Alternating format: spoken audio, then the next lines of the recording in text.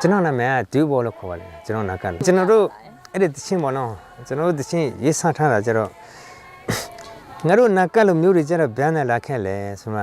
ပထမပေါ့နော်နာကတွေကဗျာနဲ့လာခဲ့လဲဆိုတော့တိဖျားနဲ့လာခဲ့တယ်အိန္ဒိယဖက်မှာရောက်တယ်အိန္ဒိယဖက်မှာလည်းအင်ဖာမှာရောက်တဲ့ခါမှာကျွန်တော်ဘူလုံးလို့ကျွန်တော်တို့ကမနေနဲ့လို့တုံပွန်ဒေတာပဲတုံတန်းဒေတာပဲတကက်တုံထင်မှာရှာခဲ့တယ်ကျွန်တော်နာကတွေရဲ့နော်ကျွန်တော်တို့ဟို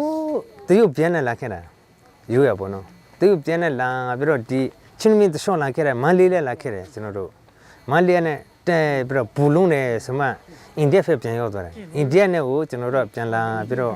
အိန္ဒိယဖက်နဲ့ပြန်လာပြီးတော့အိန္ဒိယမှာလည်းဘူလုံးတယ်ဆိုတာအင်ဖာပေါ့နော်အင်ဖာနဲ့ကျွန်တော်တို့ပြန်ဆင်းခဲ့တယ်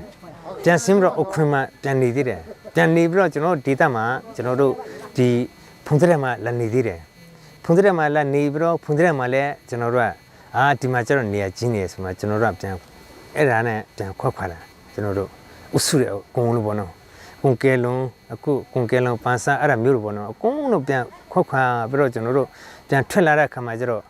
ဟိုကနဲ့ဘူလုံးလို့တဲ့အဲ့ဒါကြောင့်ကျွန်တော်တို့အခုတချင်းရေးဆန်းထားတာပေါ့နော်ဟိုကနဲ့ဘူလုံးလို့ကျွန်တော်တို့ကအပူပန်းမှာမနေနဲ့လို့တဲ့အဲ့ဒါကိုရေးဆန်းထားတာတချင်းလေးချင်းနဲ့မဆန်ဘူးချင်းနဲ့မဆန်ဘူးလောင်ဖူရီမကူရီပါရာတာခွန်အဲ့မြကိုကြီးအဲ့ဒါပြမဒီနော်စကားကြတော့မတူကြဘူးကျွန်တော်တန်ခွန်နေကြတော့အကုန်လုံးတူကြတယ်စကားကတရားကျော်ရှိတယ်ဗျကျွန်တော်တို့အများကြီးမြို့နယ်စုတရားကျော်ရှိတယ်ကျွန်တော်တို့ဒီလာဟဲအကုန်လုံးပေါင်းလိုက်ချင်းထဲမှာပါအောင်ကျွန်တော်တို့ဟုတ်တန်ပဲကျွန်တော်နာကပဲချင်းမြို့နယ်စုထဲမှာပါကျွန်တော်တို့ဒီအခုတောင်လိုက်ဒေသမှာကျွန်တော်တို့နာကဒီအနောက်ဘက်ခြမ်းမှာကျတော့ဟိုကအိန္ဒိယနယ်စပ်မှာတောင်ရှိတယ်ဒီတန်ခွန်ဖက်မှာတောင်ရှိတယ်အဲ့ဒီရေကိုဆင်းစီးတဲ့အခါမှာကျတော့ဘောနော်တကက်အေးမြတ်တယ်ဆိုတဲ့တခြင်းကိုဘောနော်ကျွန်တော်ဆိုပြမယ်ရှင်လုံးပနာရချဆံပူခွန်